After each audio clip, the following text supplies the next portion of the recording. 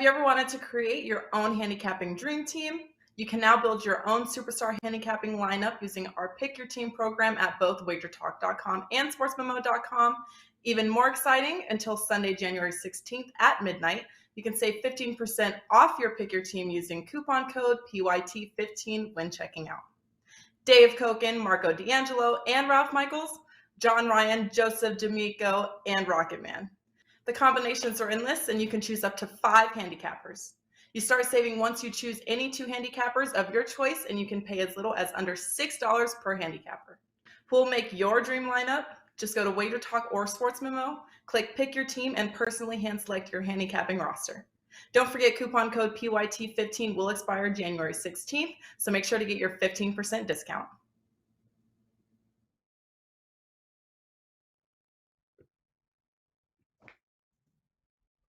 Hey guys, welcome in. Happy Friday to you this January. I cannot believe it. January the 7th already.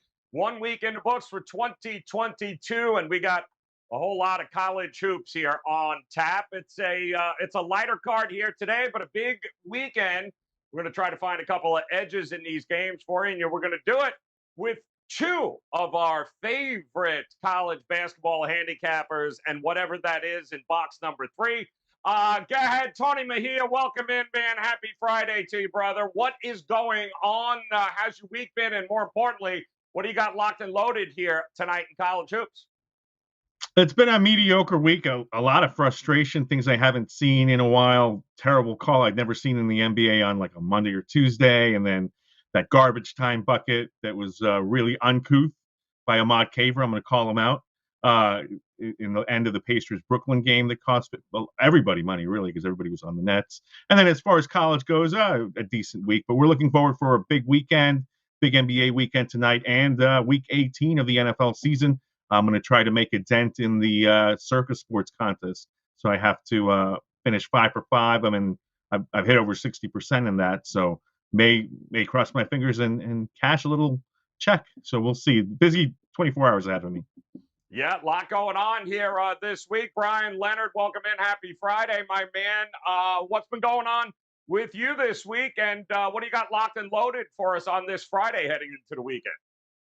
Yeah, everything's going pretty well, except for I had an NBA 5-star on the Detroit Pistons, and you could have chose either 2 nights ago or 3 nights ago and yesterday. You would have lost bad either way. But other than that, everything's been going pretty well. Hockey continues to do very well. Had a nice winner last night, got a nice 4% winner in hockey, and an NBA play up today. I did pass on college basketball. If there is some line movement and it falls into my strike zone, I will put it out for our existing customers. But at this point, we're looking at hockey in the NBA for Friday. All right, good stuff. Hockey, NBA, light card here tonight. And Tony Finn, how are you doing? Great. Glad to hear it. Let's move on. Number 1, let's talk about Georgetown. The Hoyas finally hitting the hardwood here tonight, taking on Marquette, coming off of that unbelievable win against Providence, that beatdown just a couple of nights ago. Georgetown, 4 conference games really canceled. They haven't really played it. This is going to be it. Marquette opened up as a small favorite. The total 153 as an open, and that seems to 154 in a spot or two here, Tony Mejia. So what do you think here with Georgetown hitting the hardwood finally for a conference matchup against Marquette? Yeah, I mean, you have to know what you're getting into if you like the Hoyas. Haven't played since December 18th. The COVID outbreak was within its program, so Georgetown has been dealing with illnesses and lack of practices and whatnot. And it's a really interesting roster that Pat Ewing has assembled, including the best recruit that he's ever gotten in Aminu Muhammad, who has lived up to billing. I mean, he's averaging a team-high 8.7 rebounds a game, leads them in scoring with 14.6. And they've got a pretty nice roster in terms of talent. We'll see if it's able to be cobbled together in time to make a dent here in their Big East opener against a Marquette team that's playing their 3rd game this week and comes off a big upset of previously unbeaten Providence, who was 4-0 with 4 quad 1 wins. So interesting matchup, but as far as you ask me what I like in this game, I think Marquette, in terms of continuity, probably has to be the choice, rightful road favorite. But in terms of what I'm most interested in seeing tonight, I want to get a look at Aminu Muhammad, because we have seen him against some non-league opponents, and now want to see him in his Big East debut. All right, good stuff there. I mean, it's kind of hard, Brian. How do you approach him? I mean, Georgetown, we haven't seen them in a little while. We know they shoot the three well. We know they like to go up tempo here, but how do you approach this game tonight? Yeah, this game is an interesting handicap based on, I think, a little bit with the schedule for these two teams. You take a look at Marquette and some of the teams they've had to face this year: Illinois, West Virginia, St. Bonaventure, Wisconsin, UCLA, Xavier, Connecticut, Creighton.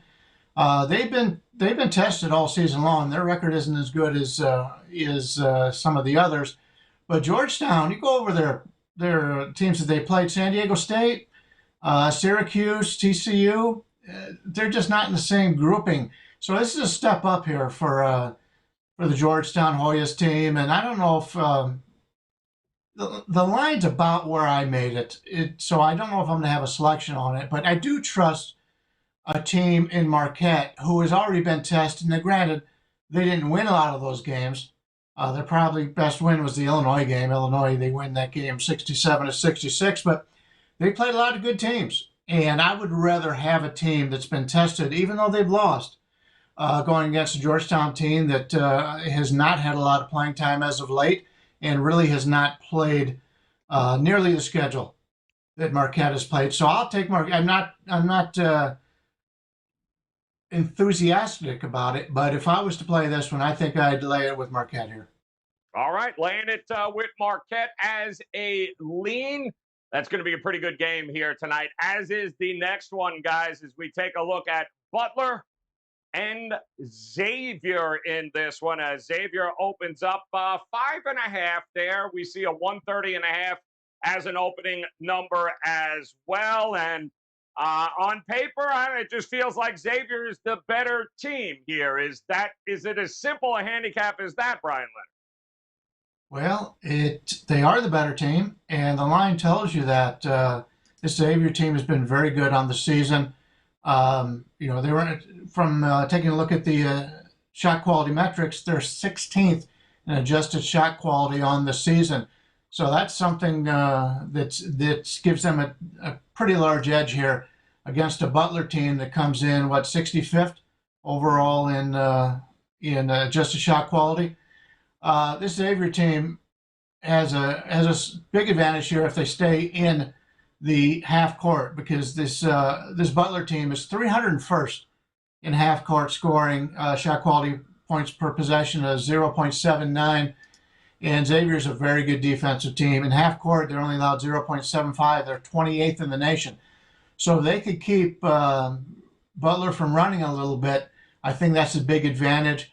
Butler only runs about 11% of the time, which is like 304th in the country, so they don't do it very often. So if it stays the way it is, I think Xavier has a nice advantage here. You take a look at, they lost that game to Villanova, 71-58, late in the month of December, but this is a very good team in Xavier. I've got them 20th in offensive shot quality, 11th in defensive shot quality. They're a team that is going to take good shots, and they're going to make you beat them with a lucky night. And I just don't think this Butler team can do it. Butler's lost to some pretty good teams: Michigan State, Houston, Texas A&M, Purdue, and Seton Hall. And in most of these games, you take a look at the win percentage, the final win percentage, and we're looking out of those games 35, 8, 35, 26, and 23. They have played some pretty good teams, lost to them, but they weren't really competitive in those games. So that's a concern here. Obviously, they're playing at home, and that's an advantage. But this Xavier team is a team I'm looking to back. So give me Xavier, but the line's moving a little bit, and so I think right now we're looking at 6. I see some 6.5s there. I even see a 7. I don't want to lay 7, but if I can lay 6, 6.5, Xavier would be on the side I'd be on. All right, looking at Xavier in this one, it feels like we just watched Seton Hall beat up Butler a couple of nights ago here. I think they beat them by 15. Are we in for pretty much the same kind of situation here tonight, in your opinion, Tony B? We shall see. Yeah, Seton Hall in that game was my big 4% play that night and got the week off to a nice start. But Butler, I believe, is going to get one of its top players back in Bo Hodges, who hasn't played at all this season. We'll see what kind of impact he can have. I mean, when he's right, he's a dynamic scorer and somebody that really gives that team some confidence. But we've also seen that this is a much improved Xavier team. I mean, Xavier went 13-8 last year, and they're sitting at 11-2 with much of the same nucleus, except that they were able to add Jack Nunge, the almost 7-footer from Iowa, and then they also have another transfer in Jerome Hunter from Indiana, and they've really upgraded that front court because Zach Fremantle was going to miss so much time. I believe after breaking his foot, it was some sort of injury, and he's come back. And every game, you could kind of see him looking better and better. They've got super seniors, and Paul Scruggs and Noah Johnson, who's really, two very experienced guards that you can trust to go on the road in the Hinkle Fieldhouse and get you a win when you're laying points. I'm in total agreement with Brian. If you want to get in on the Xavier side, which I do, that's my best bet tonight, as we'll talk about later. You want to get it at 6 instead of 7. So, the fact is, though, Butler is trying to piece together their roster to get back on track because it's been a rocky year plus for Laval Jordan, mostly because of injuries.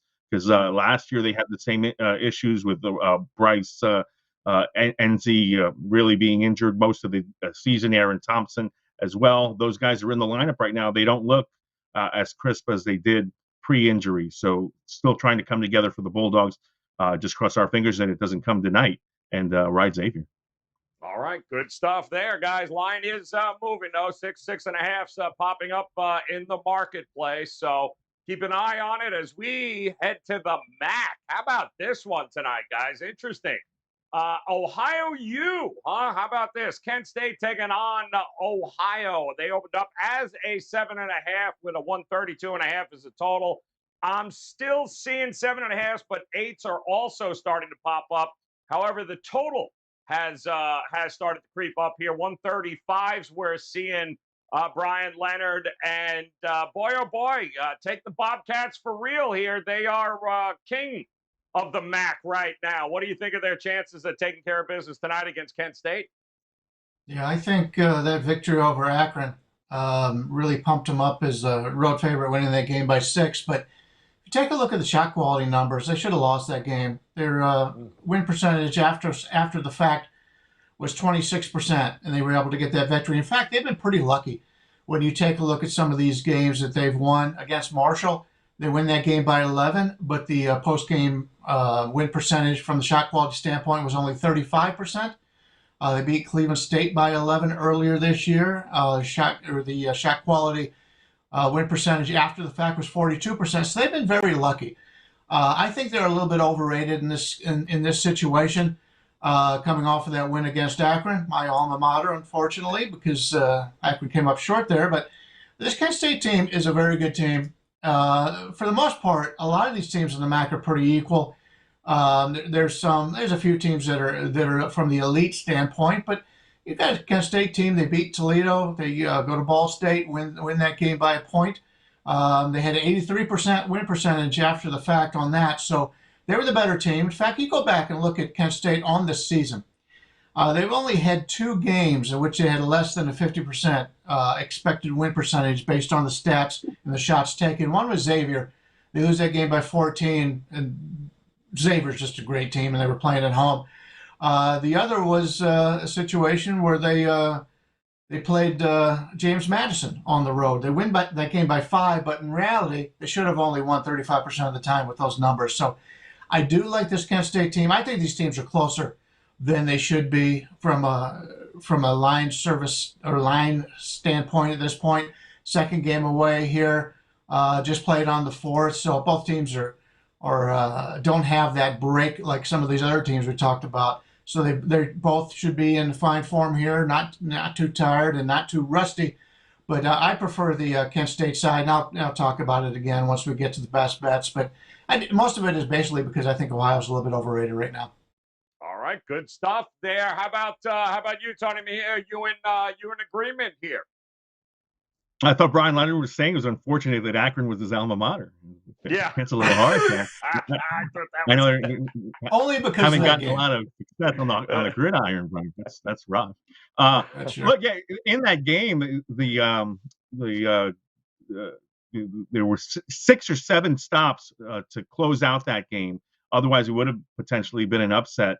And so I'm in agreement that Ohio's a little bit overvalued. The one thing that they have solved for me is I wanted to see who was going to step up and fill Jason Preston's shoes. Jason Preston is from Orlando. He's got a really unique story, and that he couldn't walk on even anywhere. And then all of a sudden, he ends up being a guy that won a game in the NCAA tournament over Virginia last year, ends up one of the top pick and roll point guards in the country. You know, his assists demonstrated that, and he was selected in the second round and is now with the LA Clippers. So who's going to step up and fill that void? And it's been the guy that was his understudy last year in Sears, who has been tremendous this season. 4 straight 20-point wins, 20-point scoring performances coming into this one. He's second in the MAC in scoring behind Ryan Rollins, and he gets everybody else involved, Mark Sears. And he's got a lot of those guys who were Preston's partners back this season, and that's why Ohio is probably one of the favorites to repeat as MAC tournament champions and return to the tournament. But this is a little bit of a rivalry against Kent State, because the Golden Flashes did win in Athens last year, one of the few teams to have done that, and they then faced off in the MAC tournament, I believe in the semifinals, and Ohio won that game, but it was competitive. And now you've got Sincere Carey, one of the better players in the MAC this season, trying to lead the Golden Flashes into Athens to secure a victory tonight. And he's been playing really well. The one concern about Kent State is that they only play about 6 or 7 guys, so foul trouble could be an issue tonight. Even still, I like Kent State getting all those points. It's about 8, and they have a 6'11" Temple transfer in Justin Hamilton, who was the hero of their most recent win, a tip-in with about 10 seconds to go. That's going to be difficult for Ohio to deal with around the rim. So give me Kent State plus the points in that. All right, taking Kent State as the there are some 8s out there now, guys. So line inching a little bit closer there to Ohio. All right, it's an interesting card here tonight. There's not a lot of games, not a ton of games, but certainly some interesting spots on this card. So Tony Mejia, I will come back to you. Start us off here as far as a best bet here, a game you've got circled for us tonight. Yeah, I'm going to go ahead and take the Xavier Musketeers. They have not played since December 21st in that loss to Villanova, but it's been through no fault of their own. It was the Georgetown issue and the COVID around their program that prevented that January 4th game from being played. They actually found that out, that they weren't going to play Georgetown really early in the process, since the Hoyas have been off for weeks. So they've actually gotten a chance to focus on this particular game, this particular trip into Indianapolis for at least 7 days now. So we'll get to see just how well prepared they are for this game.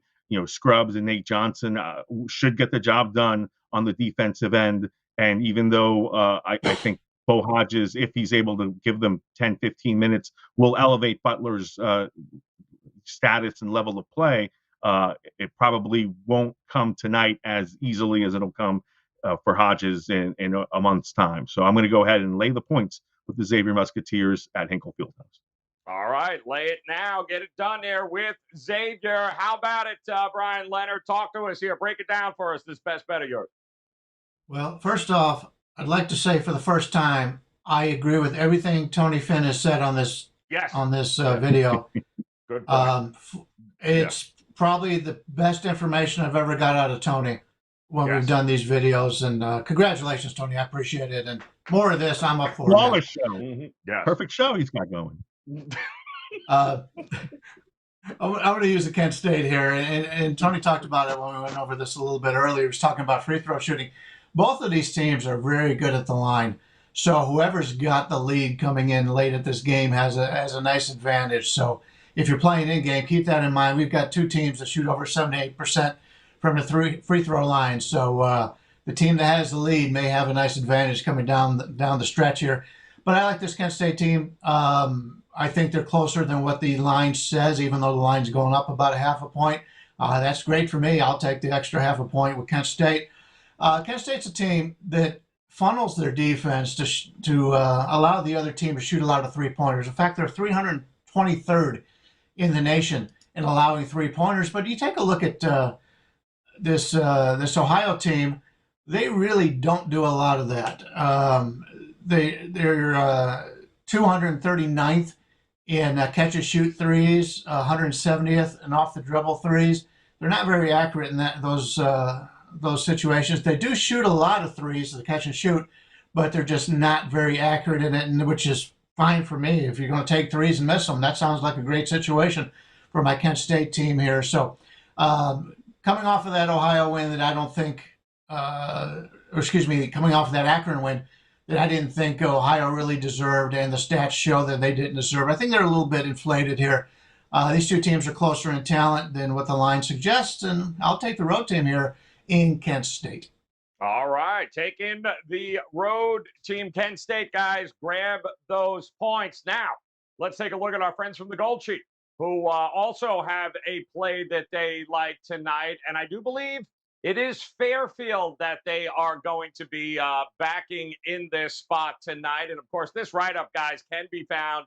All the write-ups on our Gold Sheet plays of the day can be found at our Twitter page at Wager Talk. At Wager Talk, guys. If you're not following us, please do. Fairfield over Marist here tonight in that matchup. Go read the article, and, of course, check out thegoldsheet.com. Awesome, and I mean awesome write-ups, awesome handicapping tools, guys.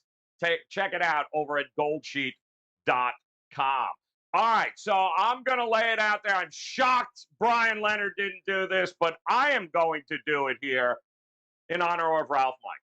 Give me Cleveland State here tonight, laying the 8, going up against Robert Morris. I hear you laughing, Brian Leonard. Somebody's got to pick the team from Cleveland. You didn't even pick the team from Ohio. My goodness. Give me Cleveland State. Robert Morris, I believe, just lost their best player. Was it Rasheem Dunn? I believe they announced last night. Gone. Left the school, left the program, said see you later. So give me Cleveland State to get it done tonight. To recap, and once again, I do want to point out, I have never heard Tony Finn sound as well as he has here today. I mean, the sound quality was fantastic. In fact, every show Tony Finn's on should sound this good, and maybe we'll go ahead and make that happen. Tony Mejia, Xavier, -6 here tonight. Go get it, guys. Get Xavier to get it done. Brian Leonard likes Kent State. Take the points, +8 right now. I'm going to lay the 8. Blowout alert here with Cleveland State going up against Robert Morris and our friends at the Gold Sheet. They like Fairfield laying the 3 over Marist here, guys. Hit that bell in the upper right-hand corner. And do not forget, of course, best bets are locked and loaded for both Tony Mejia and Brian Leonard, whether it be the NHL, NBA. We've got, let's not forget, a national championship just around the corner in college football, NFL. A lot going on here. Visit Tony Mejia. Visit Brian Leonard. Let's kick off the weekend on a profitable note. Want to thank, again, all of the knowledge spewed out there by Tony Finn today. We certainly do appreciate it. But on behalf of Tony Mejia and Brian Leonard, guys, thanks for hanging with us this week. Make plans. Come back and join us on Monday. We'll get you ready for another week of college hoops here and the college basketball tip-off show. Best of luck with your plays this weekend, guys. Come back and join us on Monday. We'll talk to you then. Good luck. What's new in the NFL this season? First ever NFL Week 18 regular season games, NFL playoffs with 6 wildcard games, including a Monday night wildcard game, and Wager Talk and Sports Memo handicappers lowering the price for the NFL playoffs.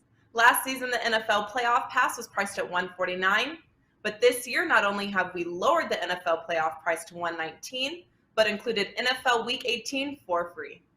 That's right, for $119, you get the final week of the regular season, plus the NFL playoffs through the Super Bowl on February 13, 2022, including any 5% best bets. No coupon code is needed. Just go to your favorite handicappers page at Wager Talk and Sports Memo and choose the NFL playoff pass in the football dropdown. And don't forget, if you buy before this weekend, get the remainder of the NFL regular season included for free.